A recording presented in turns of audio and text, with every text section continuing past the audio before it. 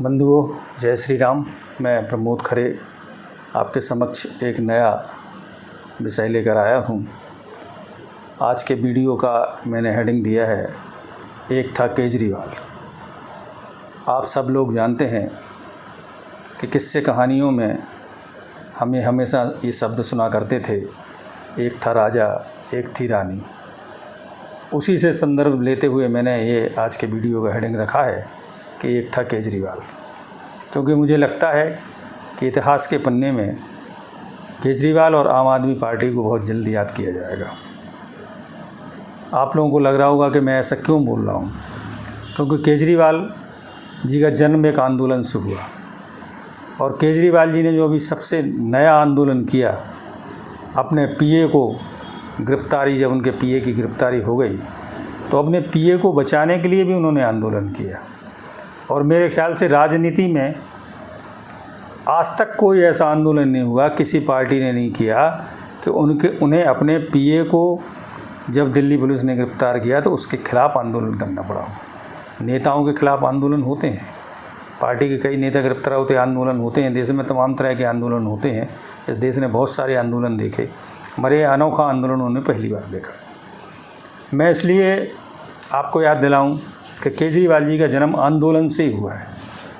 2011 में जब अन्ना हजारे ने दिल्ली में आंदोलन किया था, तब अरविंद केजरीवाल उस आंदोलन में एक हीरो की तरह उभर के आए। आपको पता होगा, देश में उस समय कांग्रेस की सरकार थी और देश में बहुत सारे घोटाले की गूंज हो रही थी।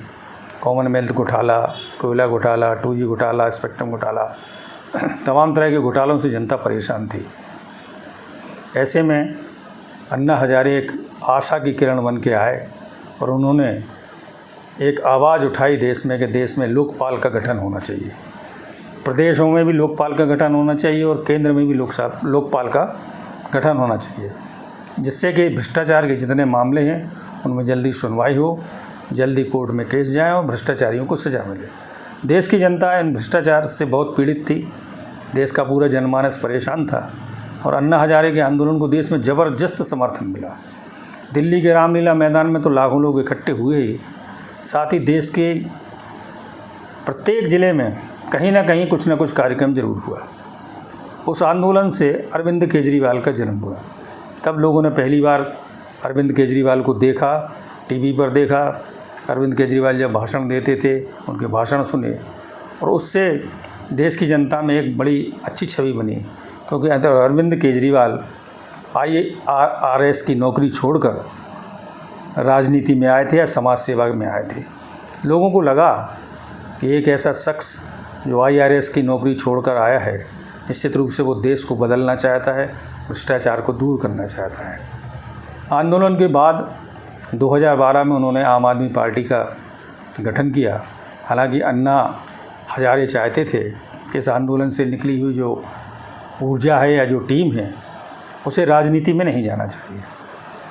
फिर भी अरविंद केजरीवाल ने 2012 में आम आदमी पार्टी का गठन किया और एक राजनीतिक दल की स्थापना इस देश में हुई। चूँकि जनता अरविंद केजरीवाल को बेहद पसंद करती थी, उनके भाषणों को बेहद पसंद करती थी और देश की जनता को अरविंद केजरीवाल में एक ऐसी छवि दिखाई दे रही थी कि जो इस भ्रष्टाचार से लड़ेगा, अन्याय से लड़ेगा, अत्याचार से लड़ेगा। तो 2013 में जब पहला विधानसभा का चुनाव दिल्ली में आम आदमी पार्टी लड़ी, जबकि एक वर्ष पहले ही आम आदमी पार्टी बनी थी, तब उसने 28 सीटें जीती और भारतीय जनता पार्टी को उस चुनाव में 32 सीटें आईं, कांग्रेस को 8 सीटें आईं, जनता दल यूनाइटेड को 1 सीट मिली और 1 सीट निर्दलीय को मिली।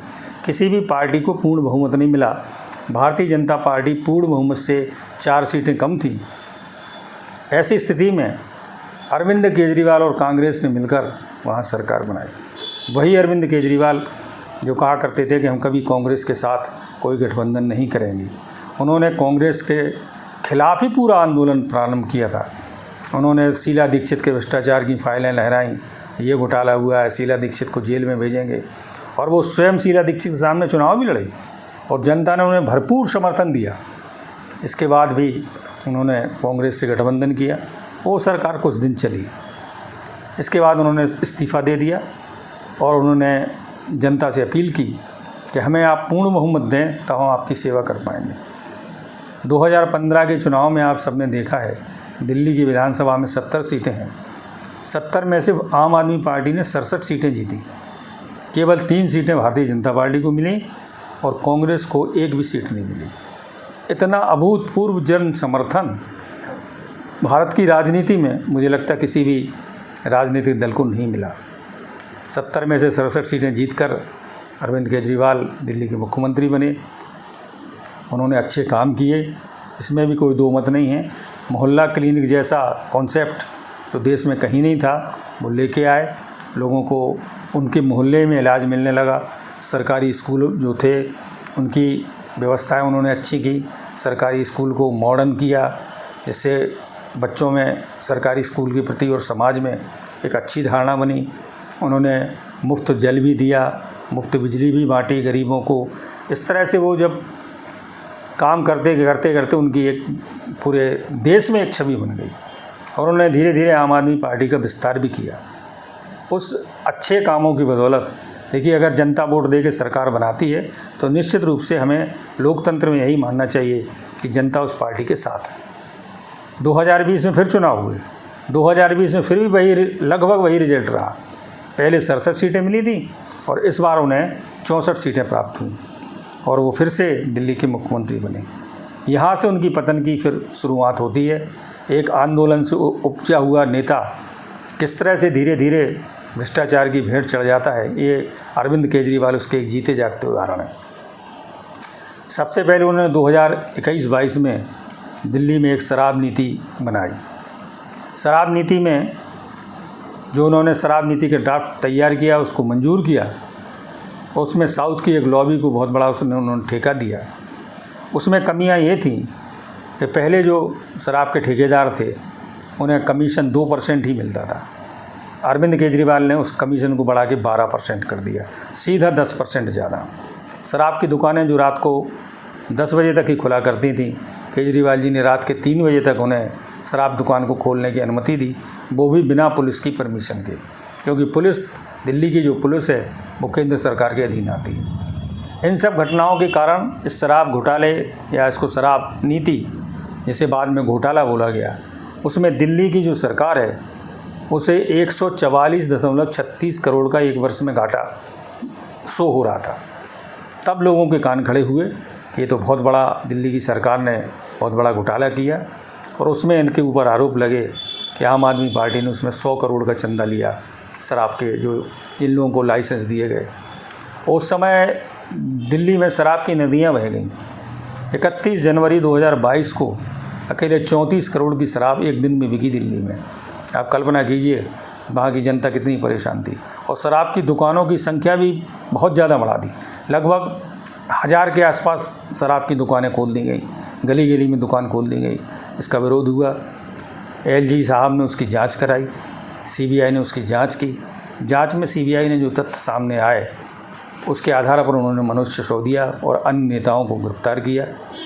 आज भी मनीष सिसोदिया जेल में है। मनीष सिसोदिया ने कई बार लोअर कोर्ट में, हाई कोर्ट में, सुप्रीम कोर्ट में कई बार अपनी ज़मानत के लिए याचिका लगाई, और उन्होंने कभी आज तक किसी भी अदालत से उन्हें ज़मानत नहीं मिली। आंध्र प्रदेश के तेलंगाना की मुख्यमंत्री की लड़की के कविता को भी उसी में आज तक ज़मानत नहीं मिली। अरविंद केजरीवाल को भी ईडी ने सम्मन दिए, मगर अरविंद केजरीवाल ने 12 सम्मनों को नकारा। मतलब 12 बार ईडी ने उन्हें मौका दिया, और जैसे ही सेंट्रल के चुनाव आए 13वें सम्मन को भी उन्होंने नकारा। और उस सम्मन के खिलाफ वो कोर्ट में गए कि उनकी कोर्ट से उन्हें गिरफ्तारी पर रोक लगाने के लिए उन्होंने अदालत का दरवाज़ा खटखटाया, और अदालत ने उन्हें कोई राहत नहीं दी। उसके बाद ईडी ने उन्हें गिरफ्तार किया, वो जेल गए। वो सब चीज़ें आप सबके सामने हैं। मैं बात ये कर रहा हूँ कि जब मनीष सिसोदिया जेल जाते हैं तो अरविंद केजरीवाल उनका इस्तीफ़ा ले लेते हैं। जब सत्येंद्र जैन जेल में जाते हैं तो अरविंद केजरीवाल उनका इस्तीफ़ा ले लेते हैं। और जब खुद जेल में गए तो उन्होंने इस्तीफ़ा नहीं दिया, और इस्तीफ़ा ना देने के पीछे उन्होंने एक तर्क दिया कि संविधान में ऐसी कोई व्यवस्था नहीं है, संविधान में ऐसा कहीं कोई नहीं लिखा है कि हमें इस्तीफ़ा देना ज़रूरी है। और वो मुख्यमंत्री रहते हुए जेल में गए। ये भी देश का एक अनोखा इतिहास है। आप सबने देखा होगा अभी झारखंड के मुख्यमंत्री जेल में गए, उन्होंने जेल जाने से पहले इस्तीफ़ा दिया और वहाँ दूसरा मुख्यमंत्री आज काम कर रहा है। मगर नैतिकता की सिद्धांतों की बात करने वाले केजरीवाल ने वो भी नहीं किया और अघोषित रूप से अपनी पत्नी को अपनी कुर्सी पर बैठा दिया। वहीं से वो अरविंद केजरीवाल के पक्ष में लिखे हुए उद्बोधन देती थी, वहीं से जनता को संबोधित करती थी, उनके घर पे ही विधायकों की मीटिंग लेती थी। कुल मिला के वो केवल उन्होंने शपथ नहीं ली थी, बाकी वो मुख्यमंत्री थी। तो देश ने ये भी देखा कि राबड़ी देवी 0.20 सब लोगों के सामने आ गया। ये केजरीवाल के वो सिद्धांत जिन्होंने कहा था कि हम कभी गाड़ी नहीं लेंगे, कभी हम बंगला नहीं लेंगे, हम मारुति वेन थी उनके पास, उसमें वो कुछ दिनों चले भी। तो ये सारी चीज़ें देखने के बाद जनता को लगा कि ये आदमी तो बहुत झूठ बोलता है और उन्होंने इस्तीफ़ा नहीं दिया। खैर जैसे भी हो, सुप्रीम कोर्ट ने उन्हें चुनाव प्रचार के लिए ज़मानत दी। ये भी देश में एक इकलौता फैसला है कि किसी ऐसे व्यक्ति को जो किसी घोटाले का आरोपी है उसे ज़मानत दे दी गई केवल इसलिए कि वो जाकर चुनाव प्रचार करे। इस ज़मानत के जो फैसला है इसकी बहुत आलोचना हुई, बहुत सारे लोगों ने इसकी आलोचना भी की कि कल को तो कोई भी व्यापारी अगर किसी घोटाले में पकड़ा जाता है तो क्या उसे व्यापार करने के लिए छूट मिलेगी, कोई अपराधी पकड़ा जाता है, इस तमाम तरह की। खैर ये सुप्रीम कोर्ट का फैसला है, उस पर हम आप कुछ नहीं कर सकते। अरविंद केजरीवाल बाहर आए, बाहर आके उन्होंने चुनाव प्रचार प्रारंभ किया। मगर जो आखिरी घटना हुई वो आखिरी घटना ये हुई कि उनकी जो राज्यसभा की सांसद हैं स्वाति मालीवाल, उनको अरविंद केजरीवाल के घर के भीतर आम आदमी पार्टी की एक इतनी बड़ी नेता जो कि महिला आयोग की भी अध्यक्ष रही है, आज राज्यसभा की मेंबर है, सांसद है, उसे उनके ही मकान में पीटा गया। और पीटने वाला कौन व्यक्ति था? अरविंद केजरीवाल का पीए। क्या किसी पीए की हिम्मत है कि वो किसी राज्यसभा सांसद को पीट सके? इसमें सीधा सीधा आरोप अरविंद केजरीवाल पर लग रहा है कि उन्होंने उस महिला को पिटवाया, उसके साथ दुर्व्यवहार किया। उसने वहीं से पुलिस को फ़ोन किया, पुलिस को फ़ोन करने के बाद वह महिला पुलिस थाने भी गई, मगर हमें लगता है उस बीच में नेताओं ने बीच बचाव किया होगा, वो बिना रिपोर्ट लिखाए वापस आ गई। उसके बाद आप स्वयं देखिए, सब ने देखा कि संजय सिंह जो कि आम आदमी पार्टी में आज की तारीख में नंबर 2 हैं, उन्होंने आके खुद बोला कि स्वाति मालीवाल के साथ मारपीट हुई, दुर्व्यवहार हुआ, पार्टी ने इसको संज्ञान में लिया है। अरविंद केजरीवाल ने इस बारे में संज्ञान में लेकर उन्होंने इस घटना की बहुत ही बारीकी से उसमें जो भी दोषी उसके खिलाफ़ कार्रवाई की जाएगी, इस तरह का एक लिखित बयान पढ़ के वो भाग गए। वो इसका मतलब कि घटना तो हुई है, आपकी पार्टी का ही राज्यसभा सांसद कह रहा है घटना हुई है। और 2 दिन बाद जब उसी पीए को लेके अरविंद केजरीवाल लखनऊ गए तो स्वाति मालीवाल का सब्र का बांध टूट गया और उन्होंने उसके खिलाफ़ फिर रिपोर्ट लिखाई, पुलिस में अपने बयान दर्ज किए। पुलिस ने सारी चीज़ों का अध्ययन करने के बाद जब उसे सारी चीज़ें लगीं कि हमें पीए के खिलाफ़ कार्रवाई करनी चाहिए, तो दिल्ली पुलिस ने अरविंद केजरीवाल के पीए को गिरफ्तार कर लिया। इसके बाद जो होता है, होना ये चाहिए था कि उस पीए को, अरविंद केजरीवाल को बाहर करना चाहिए था। उन्हें खुद पुलिस को उस पीए को सुपुर्द करना चाहिए था कि नहीं, इसने गलत किया है। वो सब ना करते हुए अरविंद केजरीवाल ने घोषणा की कि हमारे पीए को गिरफ्तार किया गया है, उसके खिलाफ़ हम सारे लोग गिरफ्तारी देंगे। मतलब एक आंदोलन से उपजा हुआ नेता एक आंदोलन में ख़त्म हो गया। मेरा कहने का मतलब है, कहाँ एक भ्रष्टाचार के खिलाफ़ आंदोलन करने वाला, देश में लोकपाल लेके आने वाला, आज एक पीए के लिए आंदोलन कर रहा है। और वो आंदोलन भी ऐसा अजीब आंदोलन हुआ कि केवल 15-20 मिनट में ख़त्म हो गया। वो अपने निवास से निकले, चूँकि जब संजय सिंह खुद कह रहे हैं कि उसके साथ मारपीट हुई है, अन्याय हुआ है, और दूसरे दिन आप उसके खिलाफ़ आंदोलन कर रहे हैं। दिल्ली में आम आदमी पार्टी के 64 विधायक हैं, मगर वहाँ जनता 1000 भी नहीं जुड़ी। अगर 64 विधायक चाहते, अगर अपने अपने क्षेत्र से 500-500 हज़ार आदमी लाते तो 25-50 हज़ार आदमी उस आंदोलन में शामिल होते और वो आंदोलन का स्वरूप बनता। मगर जब आप ही कह रहे हो कि पिटाई हुई और आप ही उस पीए के पक्ष में आंदोलन कर रहे हो, ये बड़ी शर्मनाक स्थिति आम आदमी पार्टी के लिए हुई। और आज भी आम आदमी पार्टी उस पर कार्रवाई ना करते हुए ये कह रही कि ये सब भारतीय जनता पार्टी का षड्यंत्र। मुझे लगता स्वाति मालीवाल का प्रकरण आम आदमी के ताबूत में ये आखिरी कील सिद्ध होगा। एक आंदोलन से उपजा हुआ आदमी एक आंदोलन में ही ख़त्म हो जाएगा। इसलिए मैंने आज की वीडियो का ये हेडेक रखा था कि एक था केजरीवाल।